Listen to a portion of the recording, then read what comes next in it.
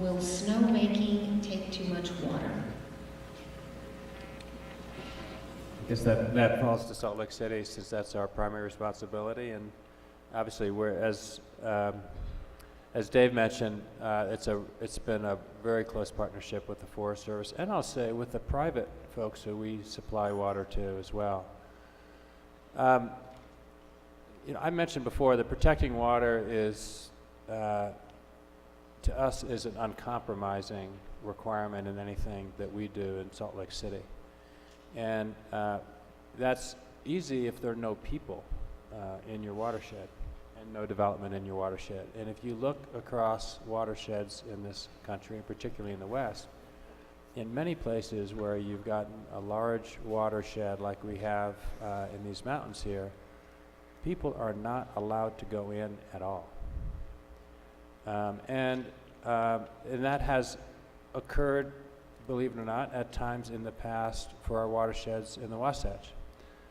City Creek Canyon was closed for more than 10 years in the 1950s and 60s because the water quality deteriorated, and it was the only way we could see to bring back that watershed and bring back our water quality to an acceptable level.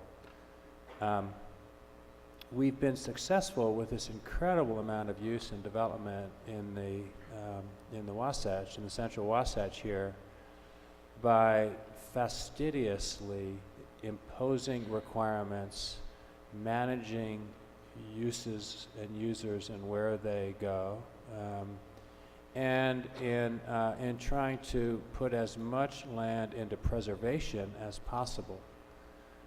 So the Forest Service has 60% or so of the ownership in the Wasatch. Salt Lake's, in this part of the Wasatch, I'm talking about the central Wasatch, Salt Lake City, for over a century now, has been acquiring land, and we own about 20% of the land. And that leaves 20% of the land in private ownership.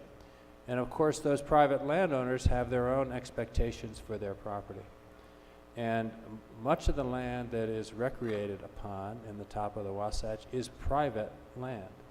And so it's really at the willingness of the private landowners to make that land and continue to make that land available. So we see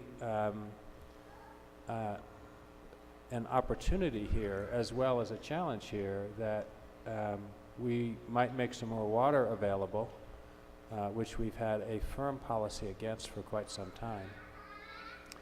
We might make some more water available with the trade-off of putting a lot more of the watershed under much better protection for our watershed and for the existing users who are using that land as well. The snowmaking piece of it actually is not is important because as the needs of the ski resorts has grown, as the climate has changed, and we see continuing to change, the need for snowmaking is going up if the ski resorts are going to be successful. And we want the ski resorts to be successful. But it also requires a major change for us in terms of providing water, more water than we've provided in the past. All of the water coming out of these mountains is used and reused, and that obviously not only is it going to change, that competition and use is going to kind of continue. So for us, the snowmaking has actually the potential to help us a bit with water supply because snow actually serves as a storage unit for us. It has storage capacity. But it also means that during the time that we're providing water for snowmaking, it's not available in the valley. So that's all part of the balancing act that we go through in Salt Lake City and trying to make the best decisions we can to protect the watershed, have the water supply, and still provide for the success economically of the valley and the mountains. I think what Mayor Becker said is perfect. I just want, to say from our perspective, one of the biggest concerns of water supply to our water supply up in the canyons and to the environment in general is the question mark on the horizon of what project is going to come next year. or the year after that, or the year after that. And really, what we've been striving to do through this process is to remove that question mark and say, this is it. This is done. Determine what finality of projects in our watershed looks like. And I think we've gotten pretty close to defining that. And I guess that's what we're looking for additional public feedback on through this process, is to say, how close to finality do you think this is that we are getting it through the Mountain Accord process and through this blueprint?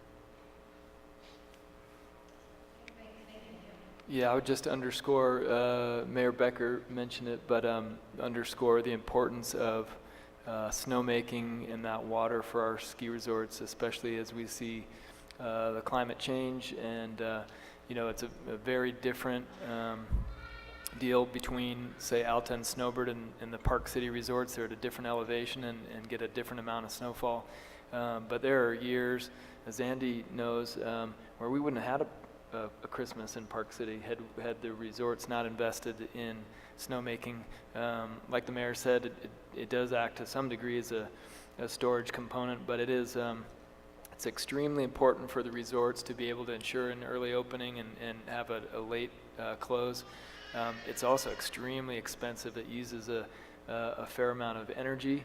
I know the technology is increasing that is allowing it to be more efficient, but more and more for resorts to be competitive, and our industry is no less competitive than any other industry, with great resorts in Colorado and California and British Columbia.